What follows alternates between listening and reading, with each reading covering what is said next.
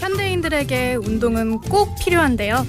자신의 나이에 맞는 제대로 된 운동에 대해서 정확히 아는 사람은 별로 없죠.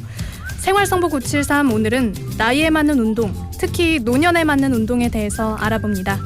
재활의학과 박정욱 원장 전화 연결됐습니다. 원장님 안녕하세요.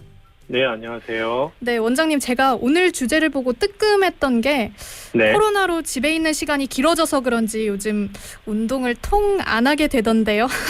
그렇죠. 네. 네, 원장님은 운동 자주 하시나요? 저도 요즘에는 좀 챙겨서 하려고 하는데 네. 체육관도 많이 문을 닫고 그래서 주로 걷기 위주로만 하고 있습니다. 네, 그럼 이제 자주 하기 위해서 이론부터 배워보는 걸로. 네. 네, 오늘은 저희 연령에 대해서 맞는 운동 알아볼 텐데 젊은 사람들은 아무래도 휴대전화 동영상 보면서 다양한 운동 하는데 네. 어르신들은 아무래도 운동을 어떤 강도로 어떤 점을 주의해서 해야 하는지 정확히 아는 경우가 별로 없는 것 같아요. 어떻게 운동하는 게 좋을까요, 어르신들은? 네. 노인 운동은 우리가 단순히 수영을 하라거나 또는 많이 걸으라는 수준으로 지도해서는 안 됩니다. 네. 그래서 세계보건기구인 WHO하고 우리나라 보건복지부에 해당하는 미국의 NIH에서는 그 나이와 질환별로 어떤 활동과 어떤 운동을 하는지 지침이 마련되어서 매년 발표하고 있습니다. 그래서 이것들을 또 과학적 근거에 따라 업데이트하고 있는 거죠. 네, 그러니까 정확한 의학적 근거에 따라서 구체적으로 어떤 운동을 얼만큼 하라고 국가적으로 제시를 하고 있다는 말씀이시죠? 네, 맞습니다. 특히 제가 노인 운동에서 강조하고 싶은 점은 노인은 다요소적인 운동 접근이 필요합니다. 네. 네, 다요소적 입체 운동이라는 표현은 여러 가지 요소를 적절히 다 균형 있게 배분해서 시행한다는 뜻입니다. 네. 네, 이 다요소적이라고 말씀을 해주셨는데 네. 단순히 특정 운동을 어느 정도 하라는 게 아니라 여러 가지 운동을 골고루 해야 한다 이런 말이죠? 네, 우리도 식사도 골고루 하듯이 네. 편식하지 않듯이 운동도 네, 시행 강도나 시간뿐만 아니라 어떤 요소의 운동들을 하는지도 상당히 중요합니다. 그래서 네. 하나씩 좀 설명을 드리려고 하는데 노인 운동은 크게 4가지 운동으로 접근할 수 있습니다. 네, 4가지. 네. 노인 운동에서 가장 많이 간과하는 운동은 균형 운동입니다. 네. 특히 밸런스를 잡아주는 이제 노인분들은 특히 잘 넘어지시기 때문에 낙상과 부상을 예방하는 운동이 가장 중요한데요. 예를 들면 팔을 옆으로 벌리고 우리가 직선 걷기를 발끝으로 발끝을 닿는 이런 직선 걷기 운동을 하거나 네. 한 발로 서서 중심을 잡는 이런 균형 운동. 아, 정말 균형을 잡는 운동이라고 해서 균형 운동이라고 하는 거군요. 네. 네, 나이가 들수록 균형 운동, 이런 밸런스 운동이 중요한데 잘 챙겨서 하지 않는 운동인 것 같아요. 네, 그렇죠. 잘 안 하죠. 네. 그럼 또 두 번째 운동은 뭐가 있을까요?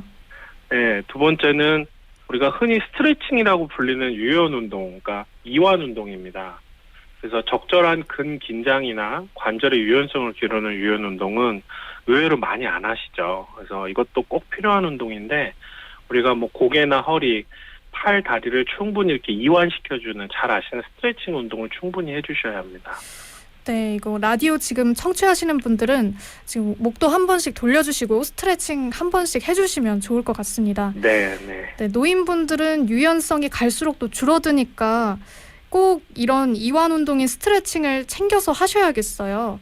네. 그럼 세 번째 중요한 운동은요? 세 번째는 우리가 잘 아는 근력 강화 운동입니다. 예를 들어서 이제 노인들 같은 경우에는 낙상의 위험이 있기 때문에 벽에다가 손을 짚고 우리가 뭐 기마 자세나 스쿼트 같은 훈련을 할 수도 있고요. 그다음에 이제 아령을 들고 보통 한 1kg 미만의 아령을 들고 반복적으로 들어올리는 이런 동작들이겠죠. 네.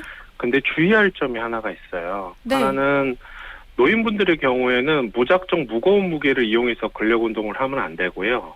네. 1kg 미만의 가벼운 아령이나 500cc 물병 정도만 사용하셔가지고 무게를 낮추고 횟수를 증가시키는 방법으로 부상을 예방하고 근력 강화 효과를 보는 방식으로 운동을 해야 됩니다. 네, 무게를 낮추고 횟수를 늘리는 아주 네. 중요한 지적이신 것 같은데 그럼 네. 마지막으로 네 번째 중요한 운동의 요소는요? 마지막으로는 지구력이죠. 네, 이 지구력 운동은 단순한 유산소 운동하고는 조금 다른데요.